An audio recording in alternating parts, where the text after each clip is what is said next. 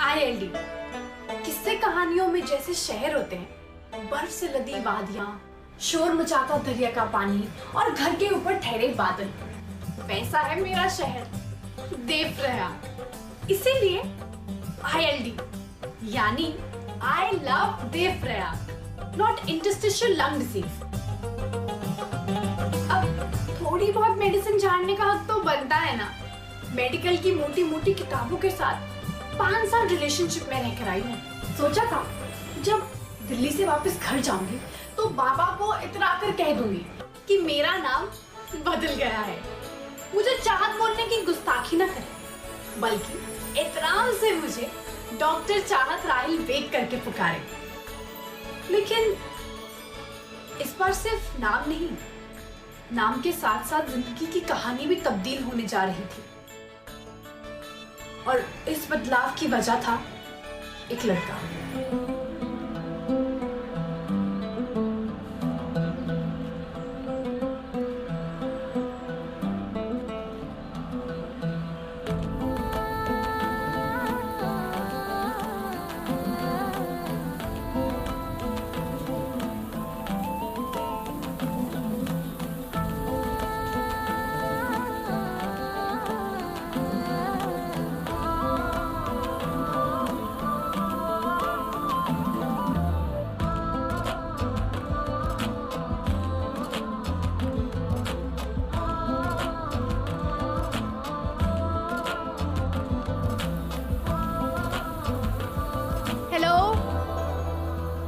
Excuse me.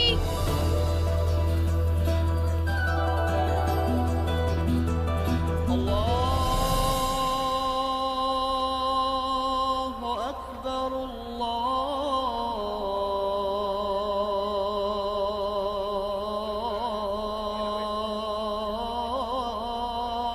Akbar. Ashhadu an la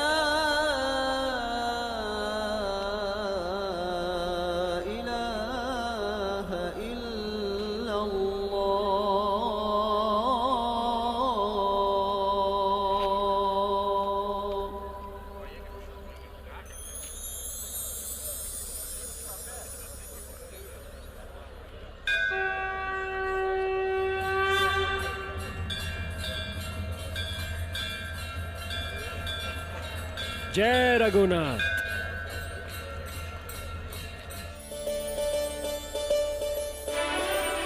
अरे ये क्या छो? प्रयाग पुष्प में कली खिली है। ये तो चमत्कार हो गया भाई जी।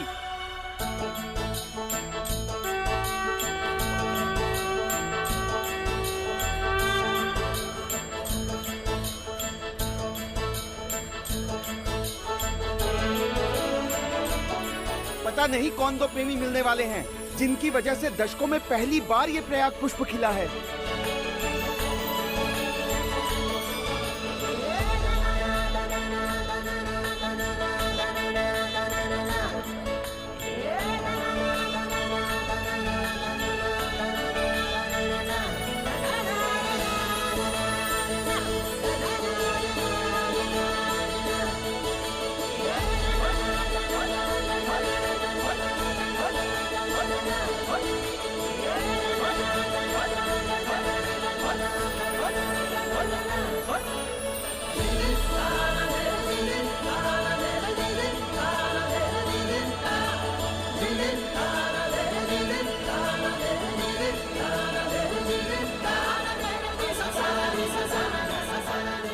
चट्टानों को चीरकर जो आगे बढ़ जाए, ऐसी रफ्तार या तो नदी के पानी में या नीलबर्ड ध्यानी में हो सकती है।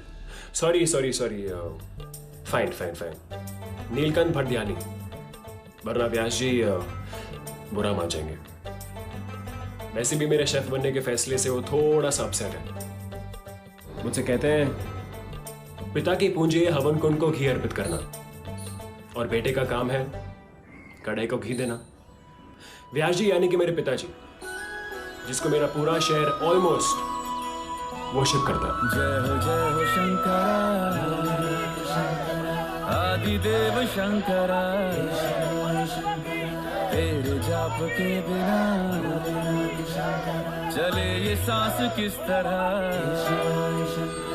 मेरा कर्म तू ही जाने जाने क्या बुरा है क्या भला, तेरे रास्ते पे मैं तो आंख मूंद के चला,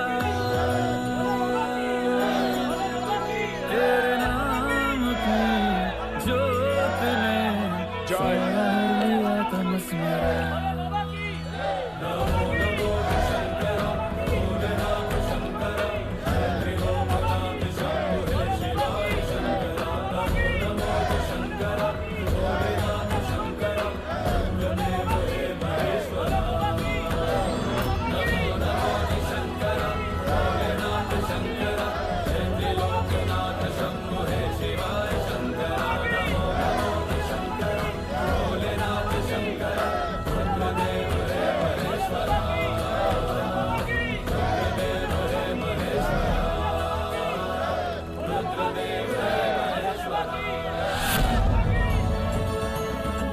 भाई जी कैसे अवकाश ग्रहण करेंगे? उनका नौनू नीलकंठ खाक मेहनत बनना चांदू, वो तो शहर जाके शहर का ही हो गया आजकल। बेचारे व्यास जी, इकलौता बेटा मंदिर की गद्दी को ठुकरा रहा है। आइए चलो चलो।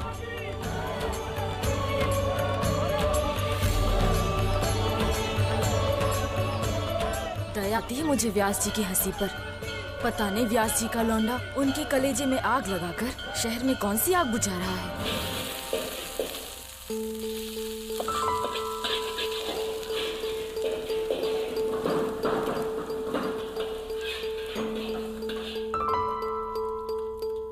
भाई जी, आप ये चीनी कीड़े मकोड़े बना रहे हो, आपको याद है ना कल महाआरती का भोग आप ही को बना के ले जाना है। तुझे लगता है भक्स की बात मैं कभी टाल सकता हूँ? वैसे भी सिंगोरे तो मैं कब के बना चुका हूँ।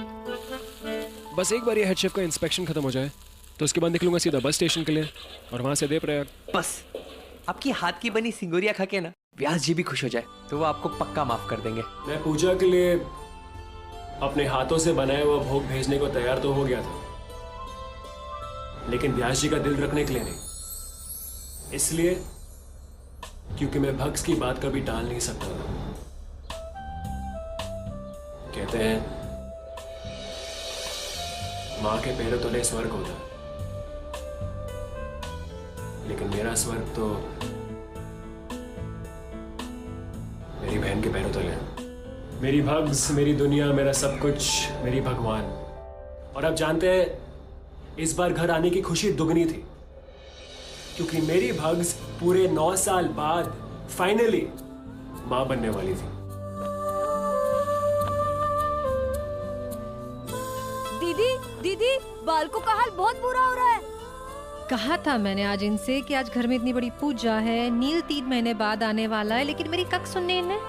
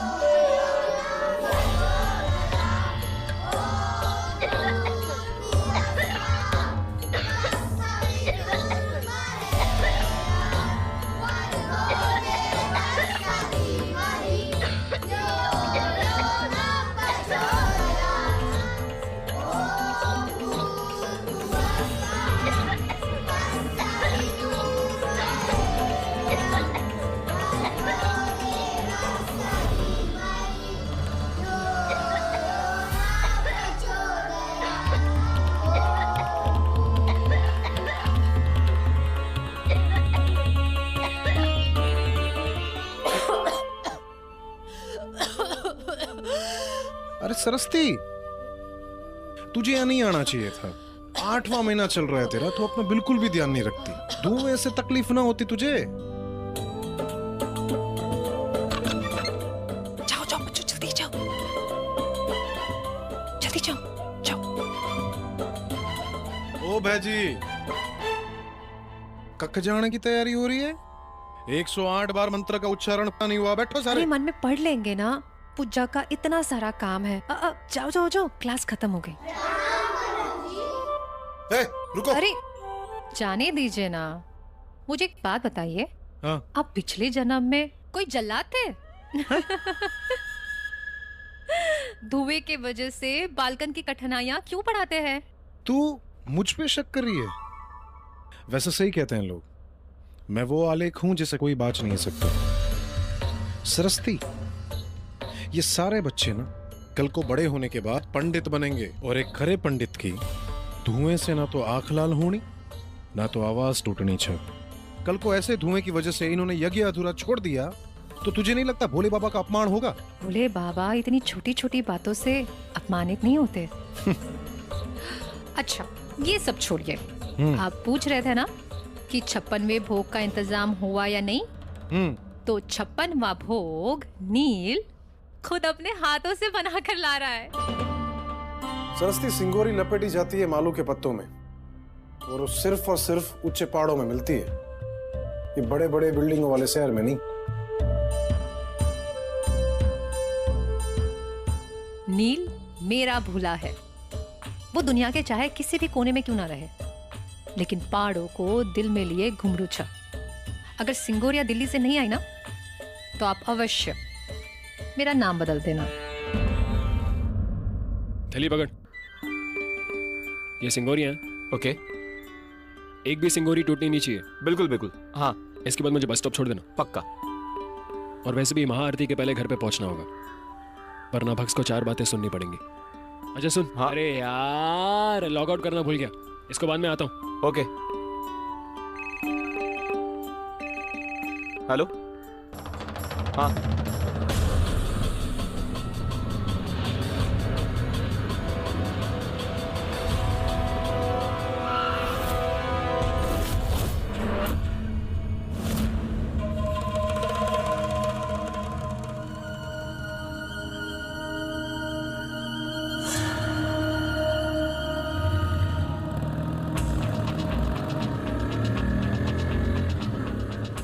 अबे मेरी सिंगोरी, अरे अबे ओए ओए, हट साइड में हट। ओ भाई, मेरी टोकरी सिंगोरी के रोक। कहीं कचोरी वाला तो नहीं था? गलती से मेरी भोग की टोकरी ले गया। ए राज, चाबी दे।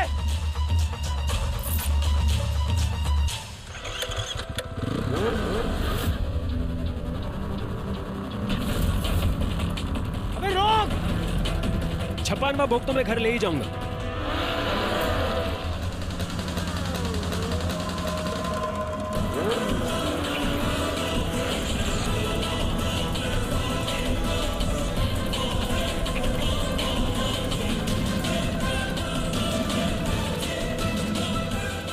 छोड़ मेरी टोकरी, छोड़, इसमें तेरे काम का कुछ नहीं है। अरे छोड़ मेरे भाई, मेरी टोकरी छोड़ना।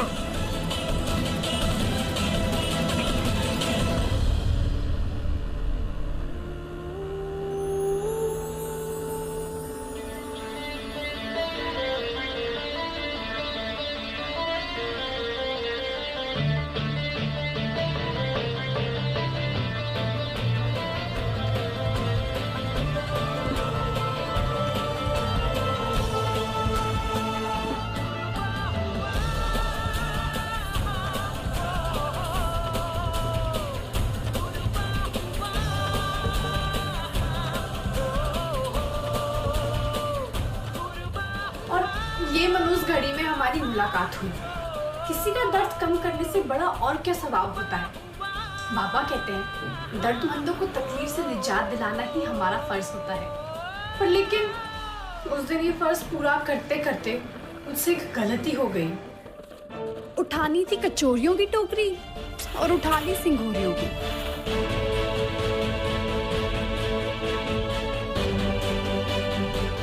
अच्छा है ना? हाँ दीदी, बहुत अच्छा है।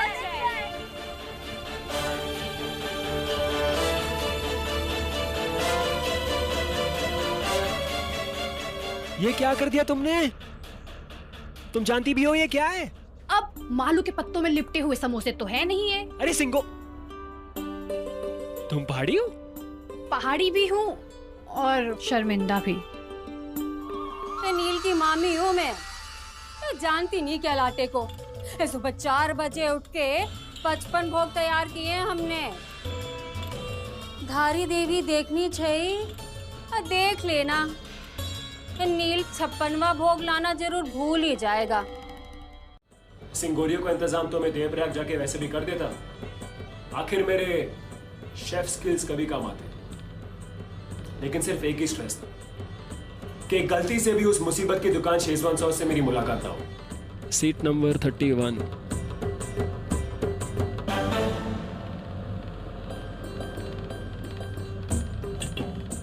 ओ भयंकर, ये यहाँ फिर से? Like seriously? अच्छा, तो पहले सिंगोरिया चुराई और अब सिंहासन ही हड़प लिया। ओ मैडम, ओ शेजवान सॉस। अजय बिट्टू की अम्मा, क्या हुआ बिट्टू को? कुछ नहीं। आप? हाँ मैं। तो चिल्ला क्यों रहे हैं? सुन सकती हूँ मैं। तो एक काम करो, उठो, क्योंकि मेरी सीट है वो। ये देखो, सीट नंबर 31। उठो। हाँ हाँ उठ रही हूँ। और बच्चे हैं क्या जो विंडो सीट के लिए इतने एक्साइटेड हो रहे हैं? जगह बनाओ मेरे लिए।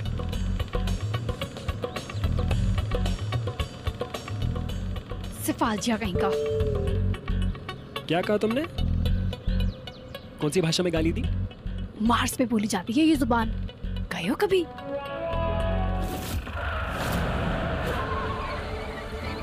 आउच! लोखंड का सर है क्या तुम्हारा? ऐसा सबक सिखाएंगे कि पूरी जिंदगी में पंगा लेने से पहले सोचेगी। ए, बैठ, नीचे बैठ। भाई पंगा तो तब लेगी ना जब जिंदा बचेगी। चाइल्ड केयर जाने के बाद मेरा दिया हुआ आयरन का टॉनिक पीना कोई नहीं भूलेगा। प्रॉमिस? प्रॉमिस दीदी। आपने बड़े पुण्य का काम किया है। यह टीकू शर्मा और ब्रिजेश दोनों खतरनाक हैं, इनसे सावधान रहिए। ये लोग बच्चों से भीख मंगवाने का धंधा चलाते हैं। सर, इन गुंडों से डर नहीं लगता मुझे। ऊपर वाला जब कोई मुसीबत भेजता है तो मुसीबत से बचाने वाले को भी भेजता है। टीकू शर्मा और ब्रिजेश एक यहीं कहीं होगी, ढूंढ। हाँ भाई।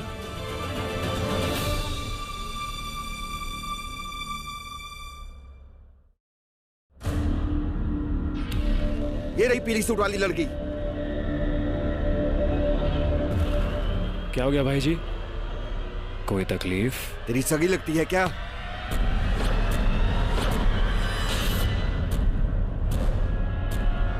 मेरी पत्नी है ये।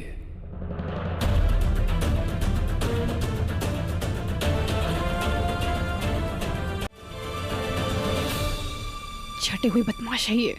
कोई दूध पीते बच्चे नहीं है जो तुम्हारे झूठ के लॉलीपॉप से फिसल जाएंगे। चुप चुप, मेरे साथ खेलते रहो। देखिए, आप इस तरह जबरदस्ती नहीं कर सकते। वो क्या था कि मैडम, हमें एक पीले सूट वाली लड़की का पीछा कर रहे थे और आपने भी पीला सूट पहना हुआ है, लेकिन रघु ने बताया था कि वो लड़की कवारी है, पर आप तो शादीशुदा हैं। माफ कीजिएगा। हाँ हाँ, 6 महीने पहले ही हमारी शादी हुई है। लेकिन भाई जी, अरे पिछले 6 महीनों में इसने मेरा जीना हराम करके रख दिया है। मैं आपको कह रहा हूँ, पूरे रास्ते चिल्ला चिल्ला कर मेरे कान से खून निकल रहा है, कान से खून निकल रहा है। ये देखो, आपको आपकी लड़की नहीं मिल रही है ना? एक काम करो, इसे ले जाओ भाई जी, ले जाओ। मैं आपके सामने हाथ जोड़ रहा हूँ, ले जाओ भाई जी। हम ऐसे किसी को नहीं ले जा सकते, हमें भी ऊपर जवाब देना पड़ता है। ऊपर वालों को बोल दो यही वो लड़की है, ले जाओ। चल चल, ले जाओ भाई जी, ले जाओ भाई जी।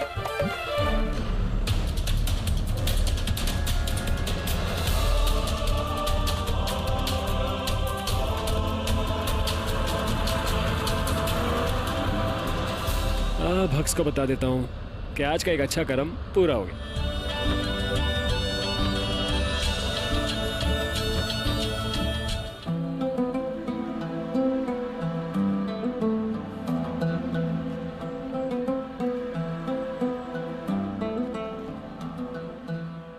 मैं बस चाहती थी कि सिफालजिया के एहसान के लिए उनका शुक्रिया अदा कर दूं, ताकि इनसे दोबारा मुलाकात ना हो।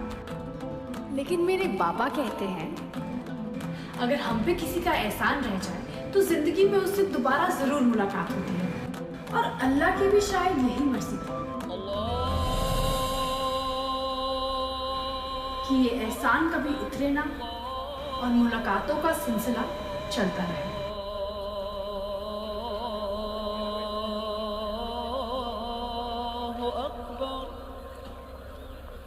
अशहदु अल्ला